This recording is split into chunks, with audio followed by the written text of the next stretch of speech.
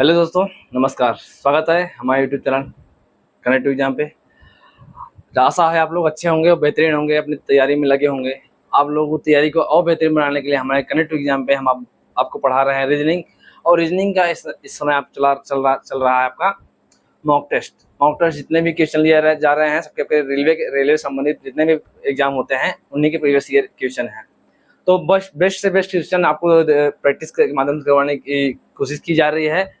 तो शुरुआत करते हैं आज की क्लास और देखते हैं किस टाइप क्वेश्चन है। क्वेश्चन के माध्यम से आपको समझाने की और क्वेश्चन के माध्यम से समझाते भी रहेंगे और आपसे बातें भी होती रहेंगी। तो चलते हैं पहले प्रश्न की तरफ। और पहला प्रश्न आपको दिया गया है, इसमें क्या दिया गया है कि यदि जीरो का अर्थ घटाना व मान को दुगुना करना। ये इसको कैसे पढ़ेंगे, पहले जीरो का अर्थ दिया गया है, घटाना व मान को दुगुना करना है। ये इसका इस तरीके से बोला जा रहा है, अर्थात क्या है, समझाने के लिए बोला जा रहा है कि ए जीरो बी बराबर, जहां जीरो दिखेगा वहां अर्थात क्या होगा, ए माइनस बी दोनों में घटाना होगा और उनका जो है दोगुना करना है। यही आपको जब जीरो दिखेगा तब।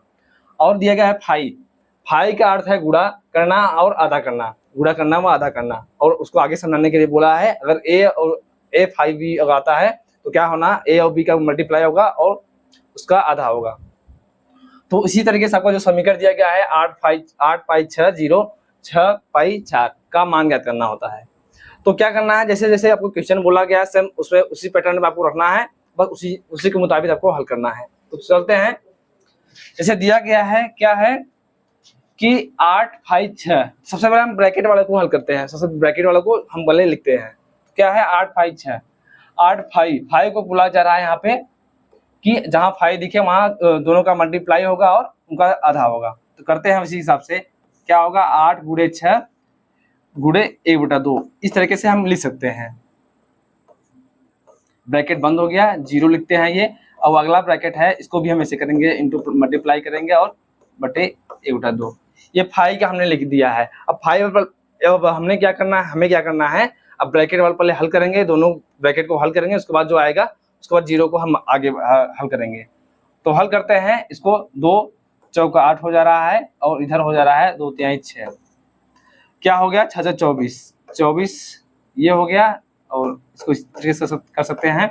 और ये हो गया आपका 4 तिहाई 12 हो गया। अब आपका जीरो आया। अब आपको जीरो के बारे में बोला गया है, अगर जहां भी जीरो दिखेगा जीरो के अर्थात क्या होगा, जो संख्याएं देखेगा उनका घटाना होगा, उनका दोगुना होगा, घटाना करके उनका दोगुना करना होगा। तो उसी हिसाब से हम चलते हैं। 24 और 12 संख्याएं हैं आपके, तो क्या करना है, दोनों का घटाना करना है, 24 माइनस 12, और क्या करेंगे, इन दोनों का दोगुना करेंगे। ये हमारा जीरो का हो गया। अब इसी को हल करते हैं, 24 में 12 घटाएंगे 12 आएगा, और 12 का जो 12 में 2 का मल्टीप्लाई करेंगे, क्या होगा आपका 24। इसको हल करने के बाद हमें क्या प्राप्त हो रहा है 24। अब देखते हैं आंसर में 24 कहाँ है। आंसर में देख रहे हैं सी वाला ऑप्शन में 24 दिख रहा है, तो हमारा सी वाला ऑप्शन सही हो गया। ये बहुत ही बेहतरीन क्वेश्चन है। अभी हाल ही के आपके एग्जाम में जो हो गया था रेलवे के एनटीपीसी 2021 शिफ्ट शिफ्ट सेकंड में फर्स्ट स्टेज का प्रश्न है। तो इस टाइप के प्रश्न आपके आते हैं, ये आप समझ लीजिए मिसलेनियस कोडिंग डिकोडिंग का एडवांस टाइप का क्वेश्चन है। तो इसे हम पढ़ते हैं और आगे हम देखते हैं अगले क्वेश्चन को। अब ये क्वेश्चन क्या दिया गया है, इसमें दिया गया है 3 दिया गया है। क्या दिया गया है, निम्नलिखित श्रृंखला में प्रश्नवाचक चिन्ह का स्थान पर आ सकने वाले शब्द का चयन करना है। क्या है, बुध शुक्र पृथ्वी, 3 दिए गए हैं ग्रहों के नाम, ये दिए गए हैं। और ऑप्शन में दिया गया है कि शनि, बृहस्पति, मंगल और अरु। अब आपको क्वेश्चन देखने के बाद कुछ कम समझ में आ रहा होगा, लेकिन ऑप्शन देखेंगे, ऑप्शन देखने में कुछ क्लियर हो रहा होगा कि इसमें आपसे पूछा क्या जा रहा है। तो आप देख रहे हैं ये ग्रहों का नाम दिया जा रहा है, क्या है, बुध शुक्र पृथ्वी। और आप ग्रहों के सौरमंडल में जो है आपको पता है सौरमंडल में ग्रहों की संख्या क्या होती है, 8 होते हैं। सौरमंडल में ग्रहों की संख्या 8 होती है और उनकी स्थिति दी गई है उनके दूरी के हिसाब से, सूर्य के दूरी के हिसाब से उनकी स्थिति दी गई है, क्या है, बुध शुक्र पृथ्वी। इसी तरीके से अगर हम आगे जाएंगे, क्या होता है, बुध ये हमारा सूर्य होगा, सूर्य से स्थिति इनकी दूरी के हिसाब से होता है। तो क्या है, बुध शुक्र के बाद पृथ्वी आता है, पृथ्वी के बाद आपका होता है मंगल। क्या आता है, मंगल आता है। उसके बाद क्या आएगा, बृहस्पति,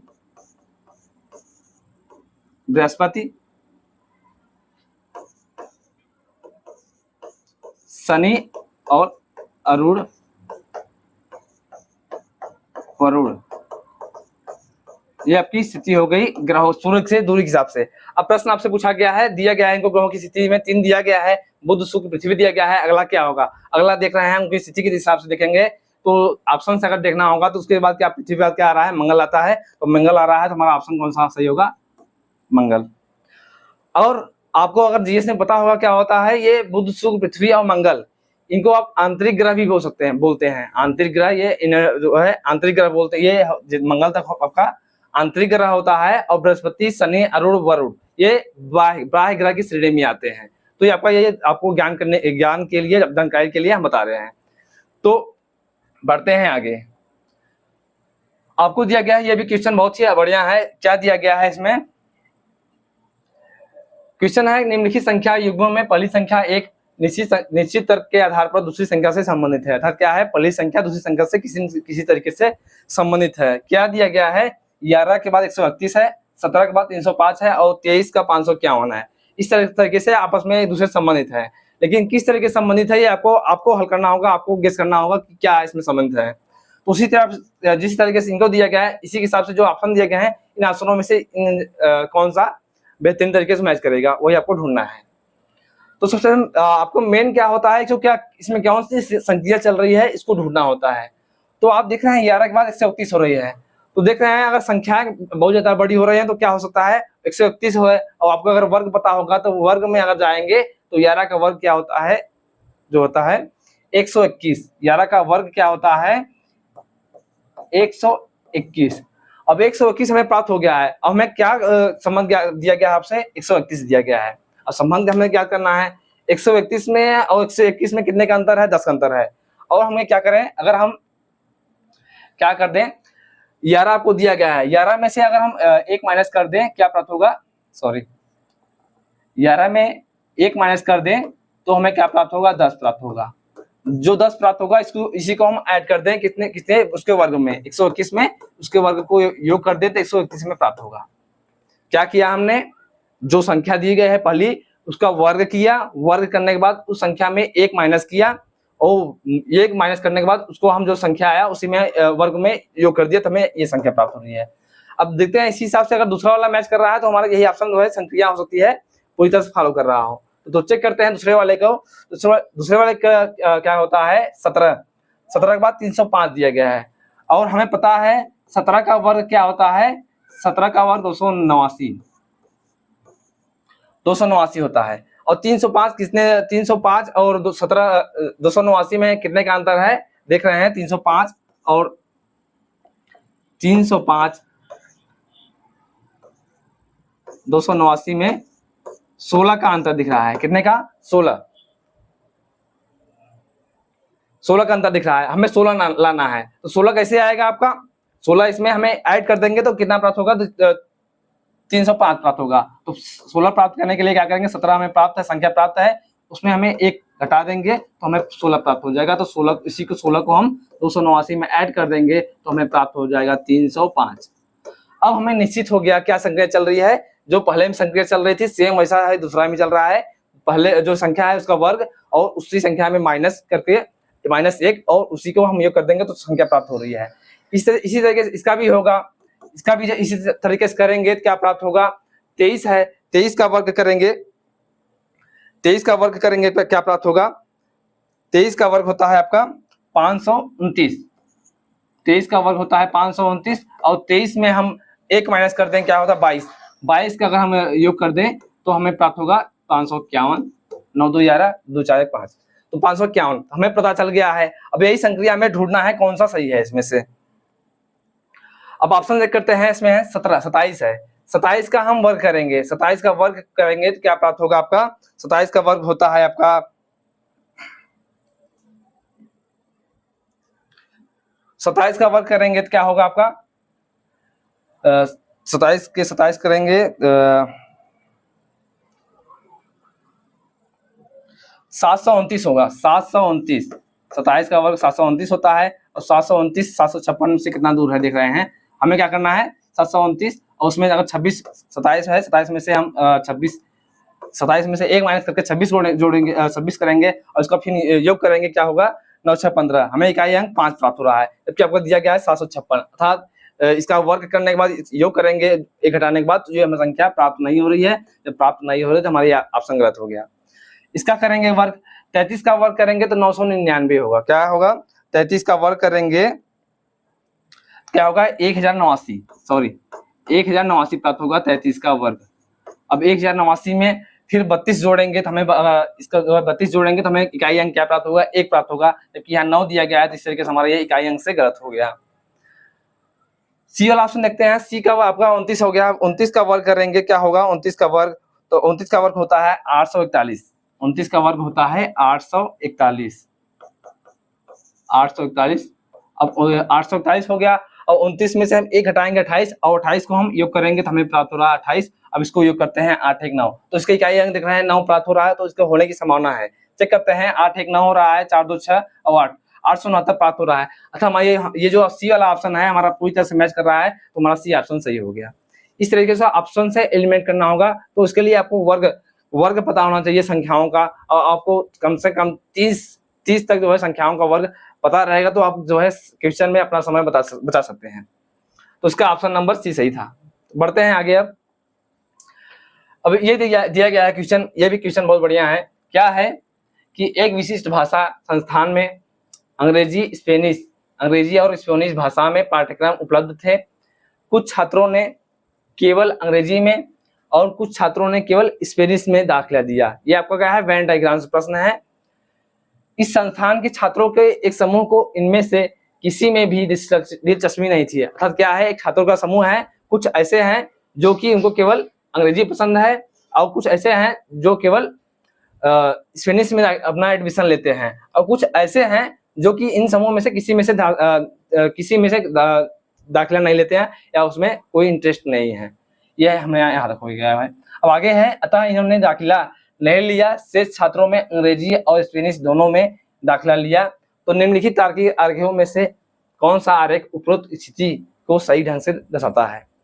अर्थात कहने का संदर्भ क्या बोला जा रहा है, कोई भाषा संस्थान है, भाषा संस्थान में क्या है स्पेनिश भी है, एक भाषा स्पेनिश है और एक अंग्रेजी है, और उसमें जो है कुछ छात्र ऐसे हैं केवल स्पेनिश ले रहे हैं, कुछ जो है अंग्रेजी चल रहे हैं, कुछ ऐसे हैं जो कि कोई भाषा का जो है कोई भाषा नहीं चूज रहे हैं, इनमें से कोई भाषा नहीं ले रहे हैं, और कुछ ऐसे हैं जो दोनों भाषाओं को ले रहे हैं। तो उसको आप वेन डायग्राम से किस आधार पे दर्शाएंगे उसको आप दर्शाना है।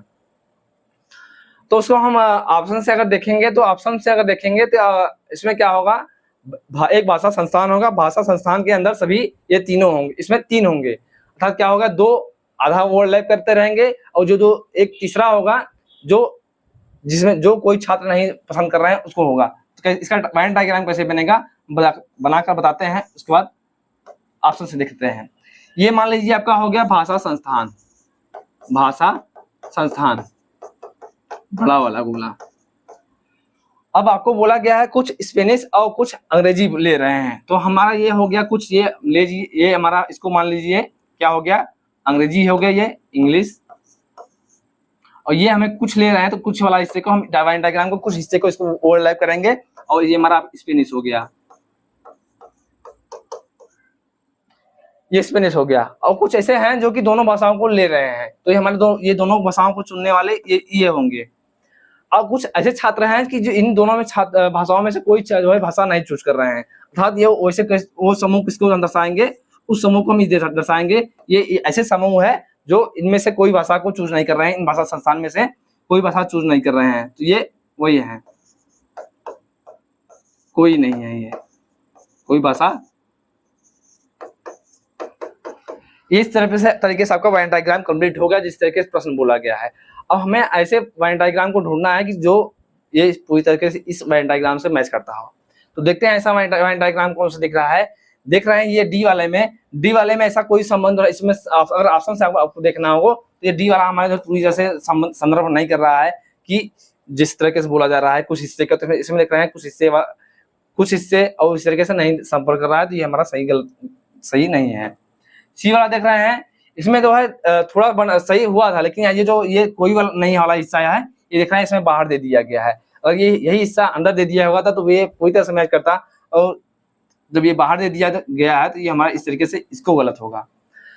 बी वाला ऑप्शन देख रहे हैं, ये हमारा वेन डायग्राम जो बन गया है ये पूरी तरह से मैच कर रहा है, हमने जिस तरीके से ये बनाया है वेन डायग्राम, जब इससे मैच कर रहा है तो हमारा ये बी वाला ऑप्शन सही हो जाएगा। सी वाला में देख रहे हैं हम काफी घोचा मची है जो कि पूरी तरह से गलत है, ये हमारा सही नहीं होगा। तो हमारा जो पूरी तरह से वेन डायग्राम फॉलो कर रहा है बी वाला ऑप्शन, तो बी पूरी तरीके से सत्य होगा।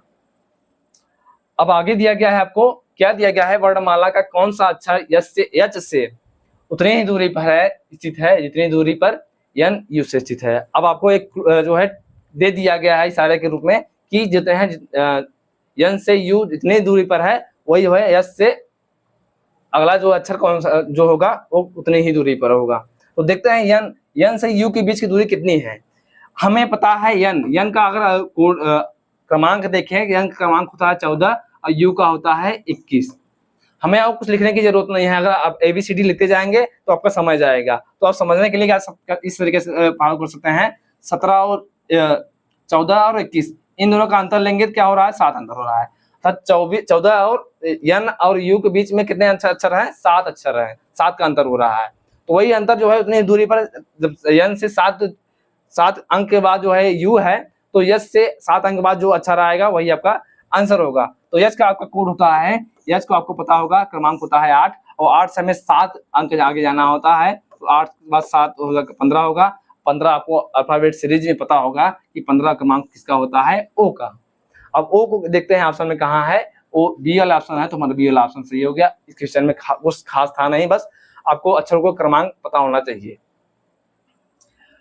अब आपको दिया गया है, ये क्या दिया गया है, ये डाइस है, लेकिन डाइस को खोल दिया गया है। तो डाइस को खोलने के बाद जो है इसका चित्र इस तरीके से बनेगा। इसमें क्या बोला गया है कि दी गई शीट को मोड़कर एक घन बनाया गया है।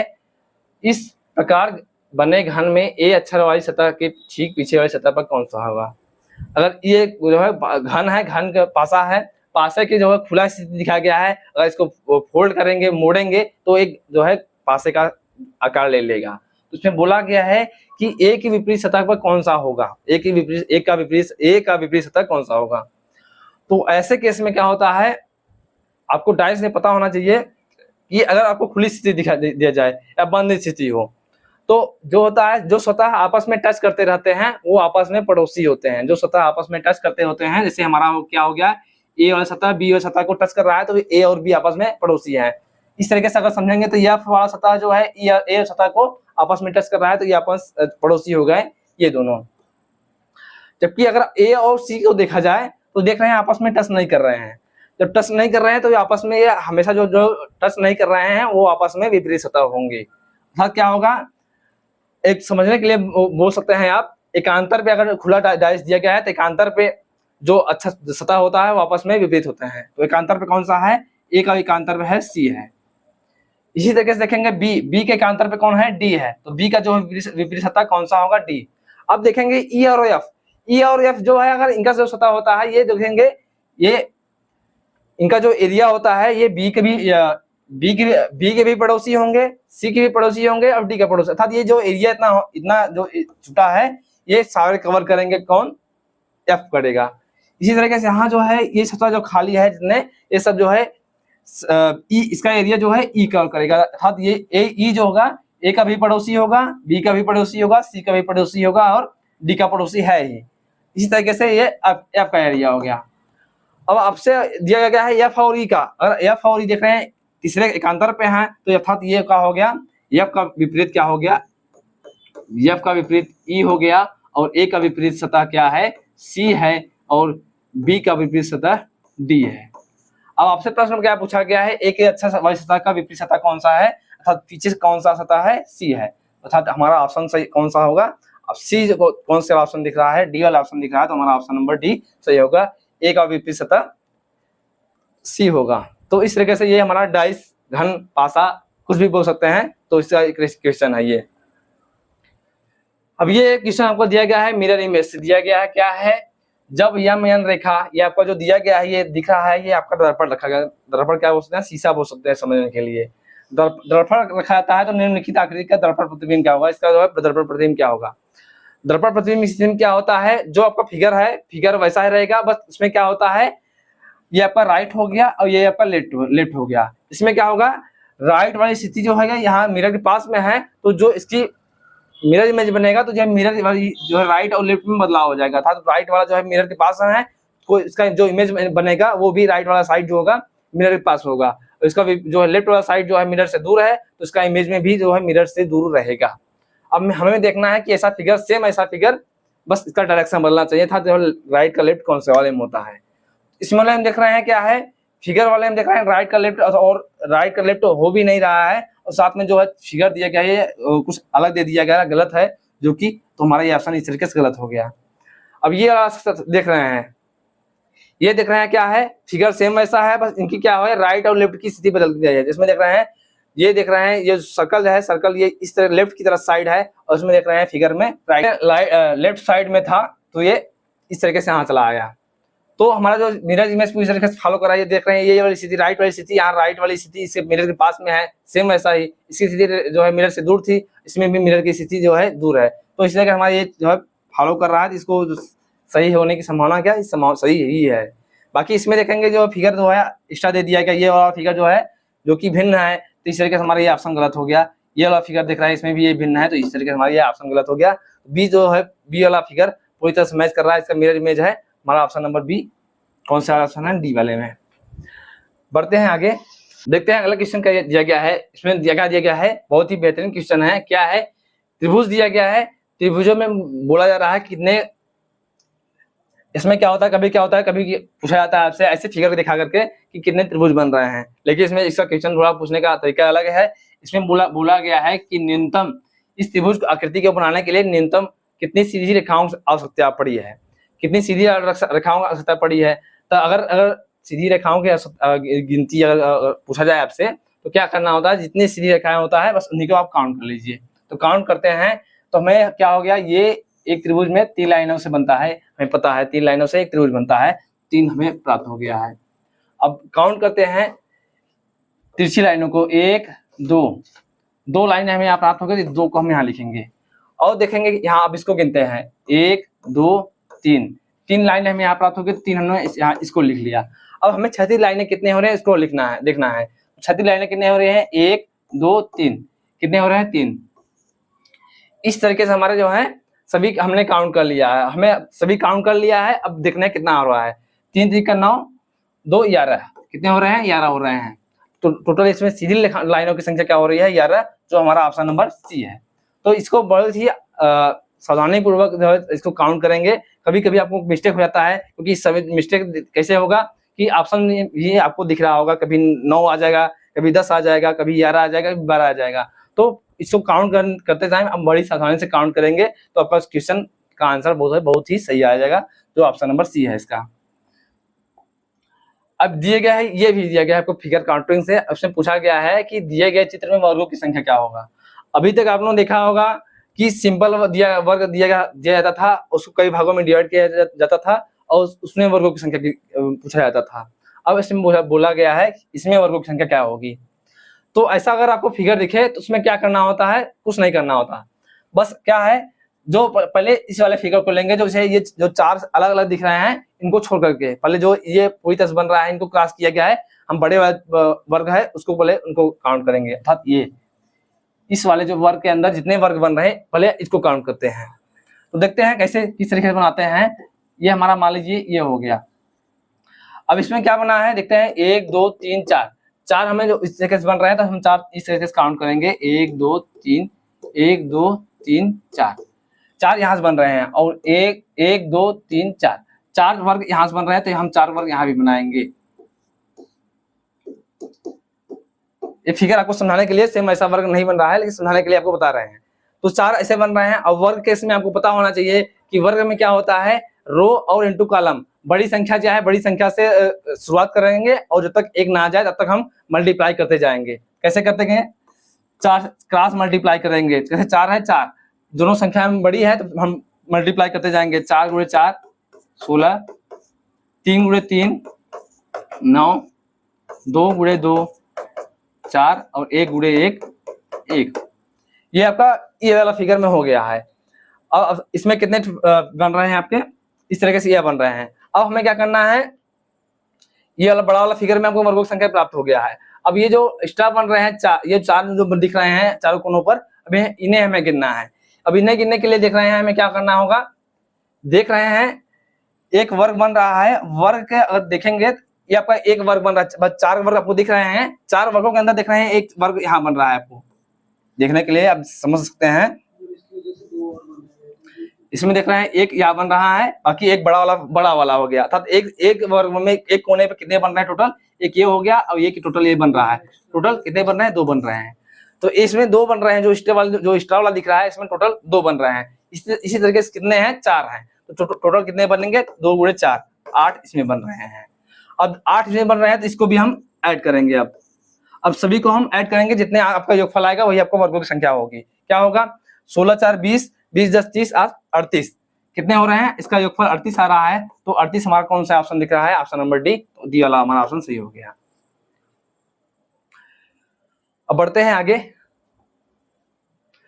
अब आपको दिया गया है ये फिगर जो दिया गया है और उसमें पूछा गया है कि दी गई छवि दिए गए 4 विकल्पों में से किसी एक में सन्निहित है, बताइए कि प्रश्न छवि इन 4 विकल्पों में से कौन से किसमें छुपी हुई है।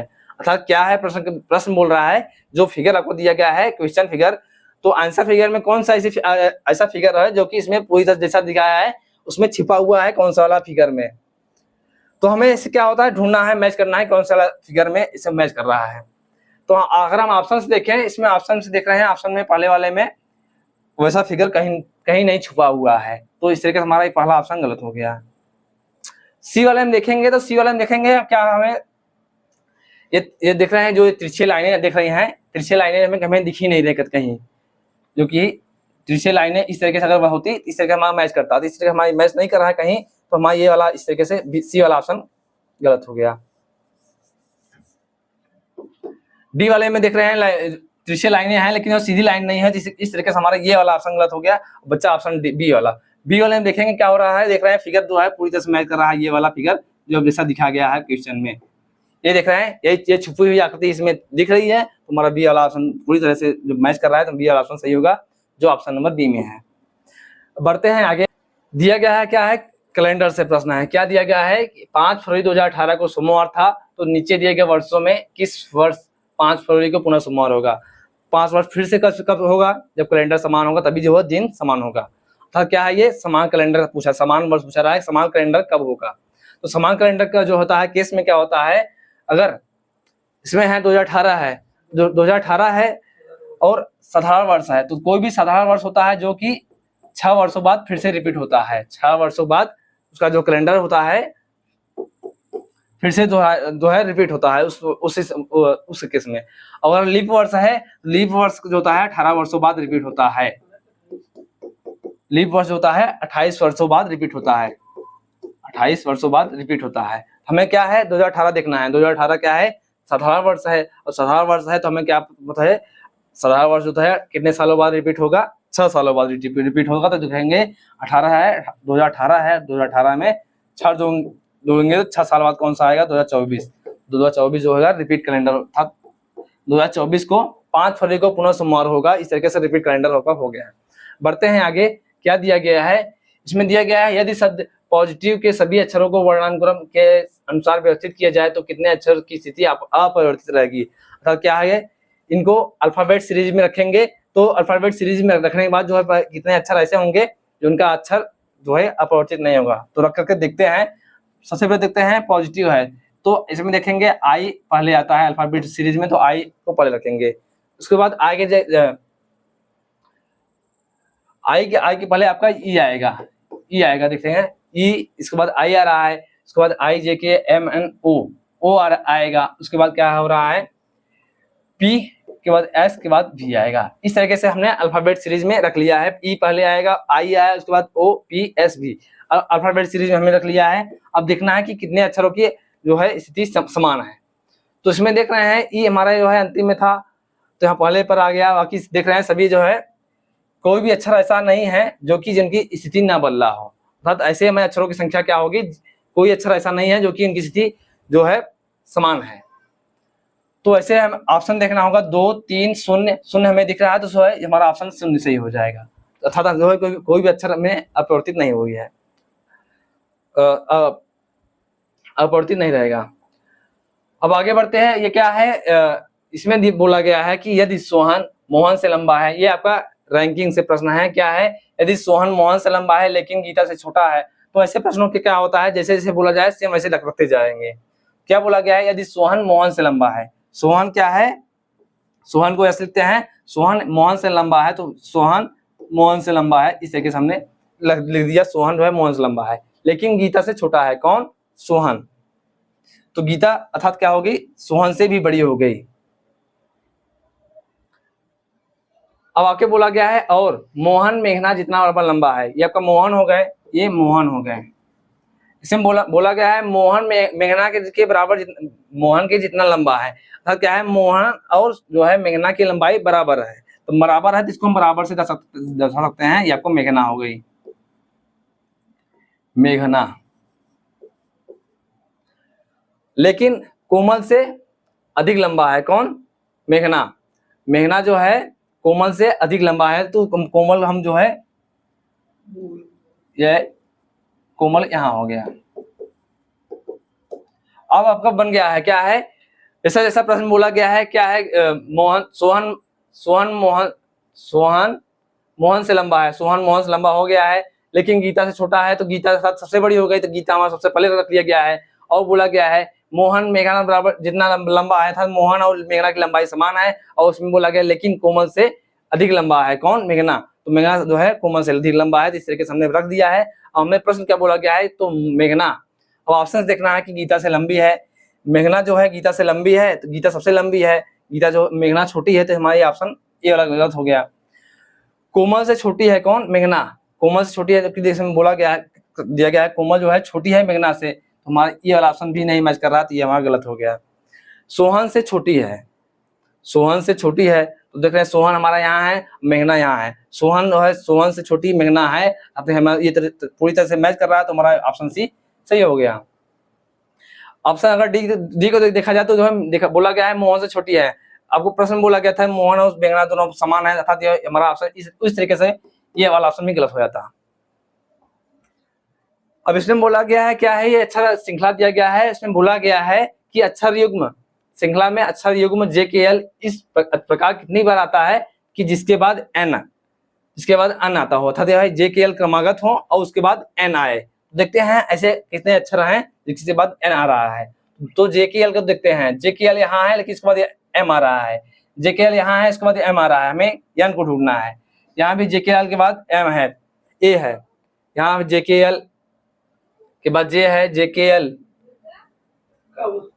JKL यहाँ है, इसके बाद S है, इसके बाद देख रहे हैं JL, तो देख रहे हैं पूरी श्रृंखला में कहीं भी जो है JKL के बाद जो है n नहीं आ रहा है, तो ऐसे अक्षरों की संख्या क्या होगी, हमें देखते हैं ऑप्शन में 2 3 1 0 0 दिख रहा है, तो हमारा ऑप्शन डी वाला सही हो गया, ऐसे अक्षरों की संख्या 0 है हमें, तो ये आपका प्रश्न सॉल्व हुआ। अब बढ़ते हैं आगे, इसमें दिया गया है 4 दोस्त RSTU एक आयताकार मेज की भुजाओं के ठीक मध्य केंद्र में बैठा गया है, था कि एक आयताकार मेज है और उसमें क्या बोला है, सभी कहाँ बैठे हैं, मध्य में बैठे हैं, इस तरीके से कहाँ बैठे हैं, केंद्र की तरफ मुंह करके था, तो सभी का मुख अंदर टेबल की तरफ है, किंतु उनका इसी क्रम में होना अनिवार्य नहीं है। और बोला गया है RS के दाईं ओर ठीक बगल में है। अब हमें ROS स्थिति दिया गया है, क्या बोला गया है, RS के दाईं S के, हम मान लीजिए यस हो गया ये, और यस की दाईं स्थिति कौन हो रहा है, ये दाईं स्थिति कौन बोला जा रहा है, R बैठा जा रहा है। अभी ये निश्चित नहीं है, अभी सभी को बैठा लेंगे, उसके बाद निश्चित हो जाएगी कि कौन सा क्या हो रहा है। अब इसमें देख रहे हैं यस के दाहिने पर R है। अब आगे बोला गया है TU के बाईं ओर बैठा है, TU के बाईं ओर बैठा है। अगर यस और R का निश्चित हमने स्थान निश्चित कर दिया तो T और U बचे। इसमें बोला गया है T के बाईं जो TU के बाईं ओर, तो U अगर यहाँ बैठा है, U को जो है दाहिना यहाँ हो रहा है, इसमें U के बाएं स्थान पर R बैठा है जो कि संभव नहीं है, तो हमारा जो है यहाँ पर कौन बैठेगा, अब जब संभव नहीं है तो हम यहाँ T को बैठाएंगे। अब T को देख रहे हैं दाएं, इसमें बोला गया यू के बाएं देख रहे हैं, यू का जो है दाहिना यस दाहिने यस है और बाएं कोण आ रहा है टी आ रहा है, तो मैं ये इस तरीके से बैठ जाएंगे, इनकी स्थिति ये हो गई है। अब इसमें बोला गया है दोस्तों का इनमें से कौन सा युग्म एक दूसरे के आमने सामने बैठा गया है। देखते हैं ऑप्शन में आर और यस, आर और यस आमने आमने सामने है क्वेश्चन में, तो ऐसा नहीं है, हमारा इस तरीके से हमारा ये ऑप्शन गलत हो गया। टी और आर आपस में सामने है, कथन बोला जा रहा है कि इसमें देखा है सामने नहीं बैठे हैं, तो इस तरीके से हमारा बी वाला ऑप्शन भी गलत हो गया है। आर और यू आमने सामने बैठे हैं, तो इसमें देख रहे हैं आर और यू आमने सामने बैठे हैं, ताकि सी वाला ऑप्शन जो है पूरी तरह से मैच कर रहा है, तो आमने सामने बैठे हैं आर और यू। यस और यू देखेंगे तो यस और यू देखेंगे नहीं बैठ रहे हैं आमने सामने, तो ये हमारा ऑप्शन डी वाला भी गलत हुआ था, तो सी ऑप्शन हमारा सही है। बढ़ते हैं अगले क्वेश्चन की तरफ। तो ये आज के 15 क्वेश्चन थे, बहुत ही अच्छे क्वेश्चन और आपके एग्जाम के लिए बहुत ही हेल्पफुल होने वाले हैं। तो ऐसे ही आप लोग हमारे कनेक्ट टू एग्जाम चैनल से लगातार जुड़ते रहिए और अपने दोस्तों से लगातार जुड़ते रहिए। और जैसा भी आपको लोग क्लास लगे आप लोग कमेंट में जरूर राय दीजिए करें, और जिससे हम लोगों का जो है साहस और आप लोगों का जो है सपोर्ट लगातार बना रहे। तो मिलते हैं ऐसे इंटरेस्टिंग क्लासों के साथ लगातार श्रृंखला में प्रैक्टिस माध्यम से। तो मिलते हैं ऐसी क्लासों में अगले दिन अगले क्लास के माध्यम से। धन्यवाद।